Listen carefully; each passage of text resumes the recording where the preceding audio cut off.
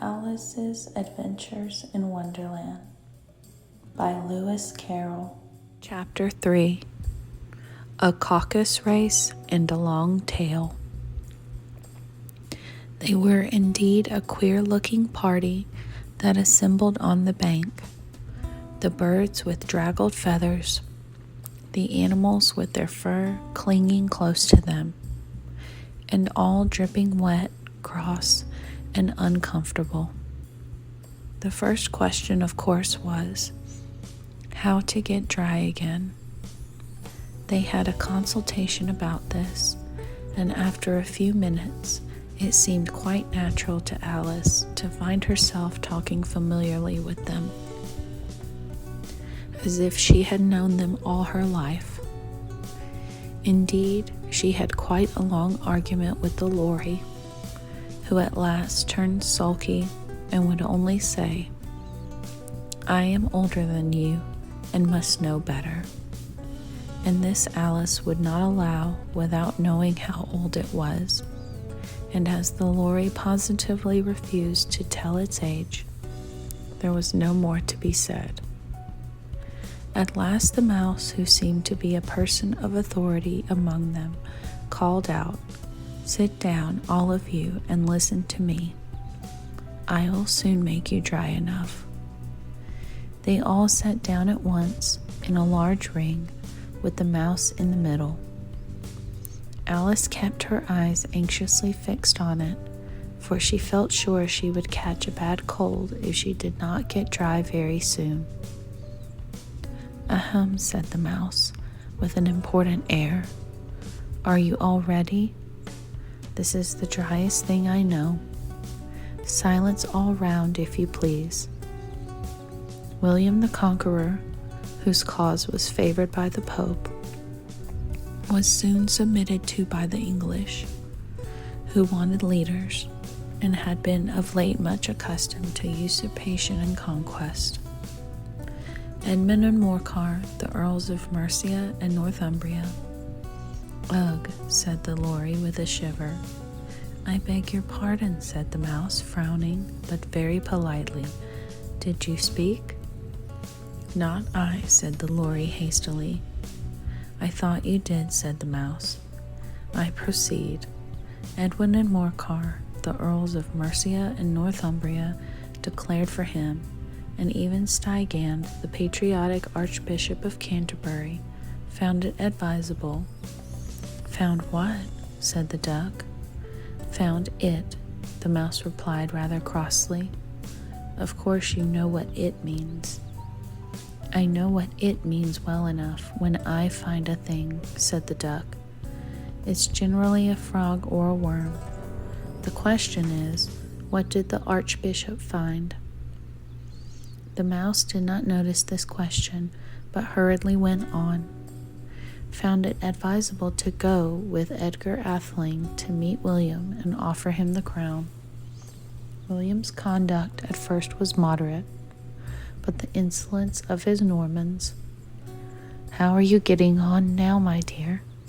it continued, turning to Alice as it spoke. "As wet as ever," said Alice, in a melancholy tone. "It doesn't seem to dry me at all." "In that case," said the dodo solemnly, rising to its feet, "I move that the meeting adjourn, for the immediate adoption of more energetic remedies."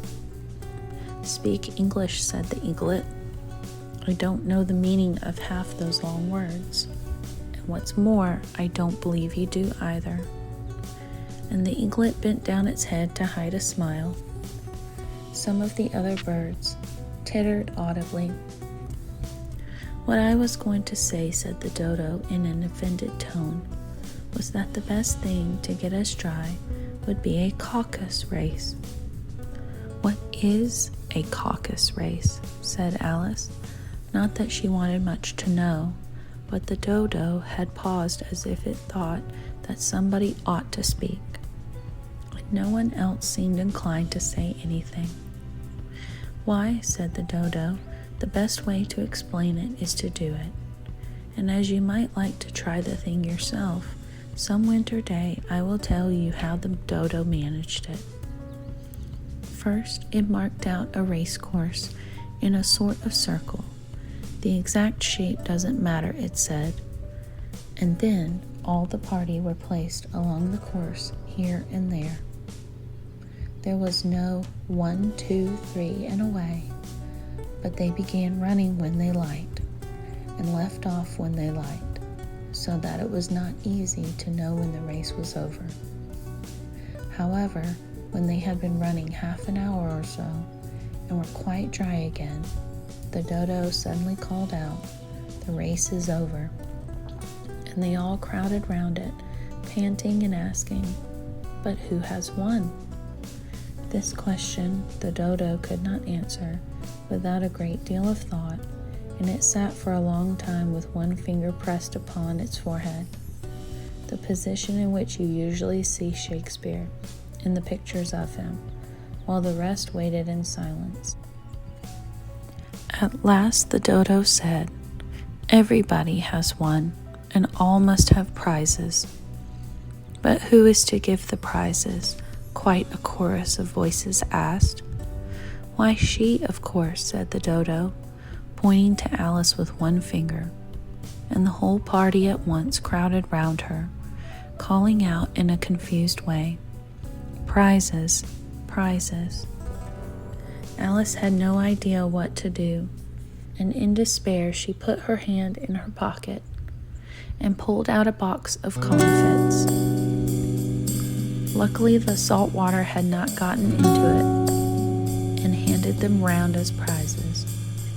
There was exactly one apiece, all round. "But she must have a prize herself, you know," said the mouse.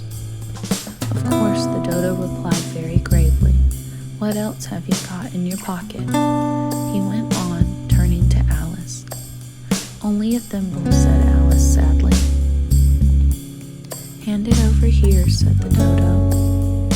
Then they all crowded round her once more, while the dodo solemnly presented the thimble, saying, "We beg your acceptance of this elegant thimble."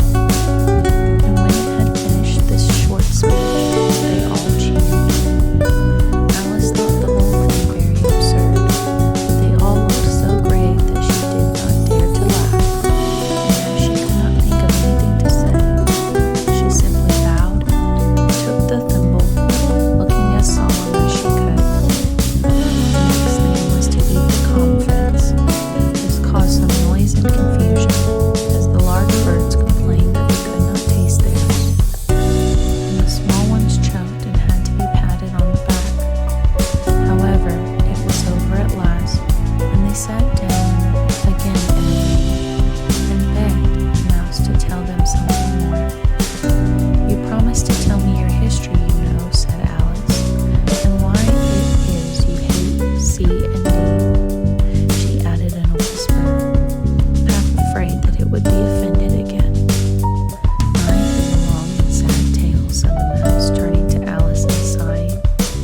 "It is a long tale, certainly," said Alice, looking down with wonder at the mouse's tail.